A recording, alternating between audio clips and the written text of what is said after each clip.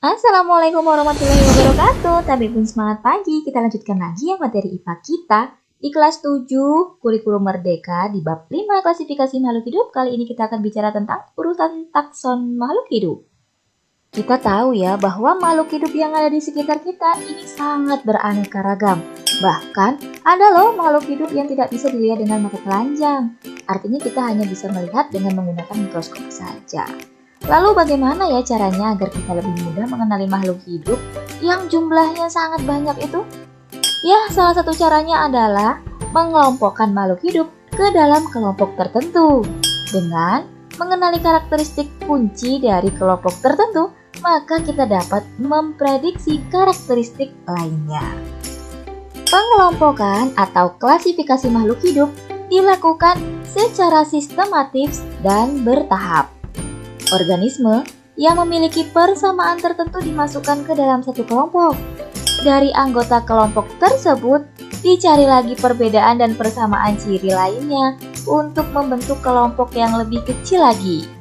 Tujuan klasifikasi adalah untuk menyederhanakan objek makhluk hidup yang beraneka ragam, sehingga lebih mudah untuk mempelajarinya. Ilmu yang mempelajari tentang klasifikasi makhluk hidup disebut dengan taksonomi.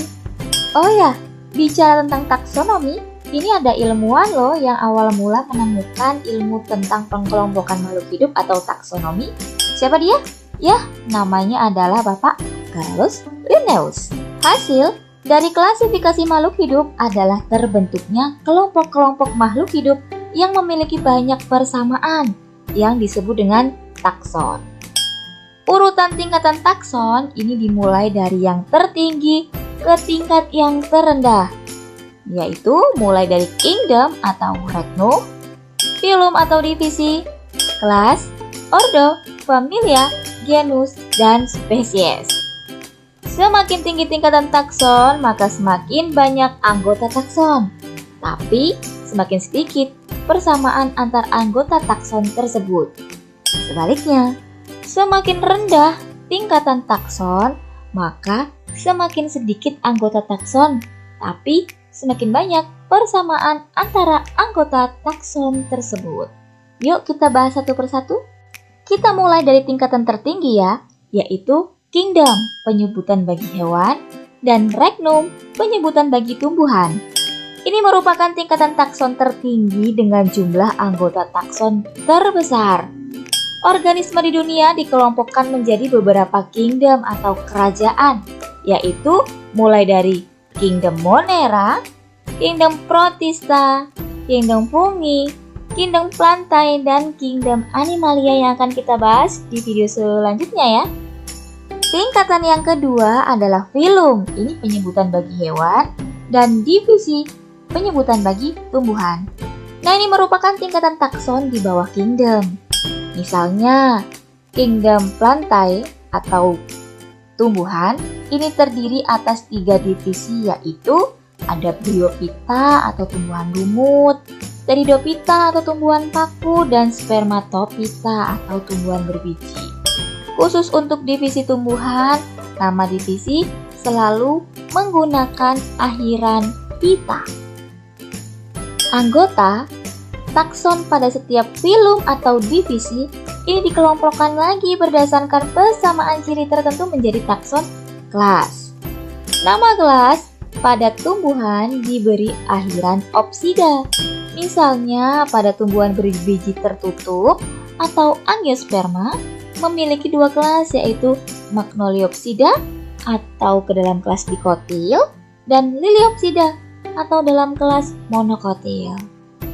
Anggota takson pada setiap kelas dibagi lagi menjadi beberapa ordo atau bahasa Indonesianya adalah bangsa, berdasarkan persamaan ciri-ciri yang lebih spesifik. Nama ordo pada tumbuhan biasanya menggunakan akhiran ales. Sebagai contoh, Magnoliopsida atau kelas dikotil ini memiliki ordo Solanales, Cucurbitales, dan Malvales. Anggota takson pada setiap ordo dikelompokkan lagi menjadi beberapa familia berdasarkan persamaan ciri yang lebih spesifik lagi. nama akhiran takson familia pada tumbuhan menggunakan "ae" dan "boaceae". Adapun pada hewan, takson familia memiliki akhiran "idae". Misalnya Felidae, Canidae, dan Hominidae. Anggota takson, setiap familia dikelompokkan lagi menjadi beberapa genus berdasarkan persamaan ciri yang lebih khusus. Kaidah penulisan nama genus yaitu huruf pertama ditulis kapital dan dicetak miring atau di garis bawah. Sebagai contoh, jagung ini memiliki nama ilmiah Zea, dan padi memiliki nama ilmiah Oriza, ditulis miring atau boleh di garis bawahi dan huruf depannya pakai huruf kapital. Yang terakhir ada spesies. Adalah takson yang paling rendah dan paling banyak memiliki persamaan. Suatu organisme dikatakan satu spesies dengan organisme lainnya jika dikawinkan dapat menghasilkan keturunan yang fertil. Tata nama penulisan spesies menggunakan aturan binomial nomenklatur. Nah, penulisan nama spesies terdiri dari dua kata Latin. Kata pertama menunjukkan genus dan kata kedua menunjukkan nama spesifiknya. Dicetak miring atau di garis bawah. Sebagai contoh, penulisan yang benar untuk bunga mawar adalah Rosa sinensis atau ditulis menggunakan cetak miring ataupun garis bawah. Nah, tata nama penulisan spesies ini atau yang disebut dengan aturan binomial nomenklatur juga dicetuskan oleh bapak taksonomi kita loh, yaitu Carolus Linnaeus. Oke, berikut merupakan contoh penulisan tingkatan takson makhluk hidup dengan urutan yang lengkap mulai dari kingdom sampai ke spesies. Oke, sebelum Budi akhiri, refleksi dulu yuk. Ya, soal yang pertama. Berikut ini yang merupakan urutan takson yang benar adalah yang mana ya? Oke, untuk urutan takson ini Budi punya cara cepat atau jembatan keledai nih yang bisa digunakan.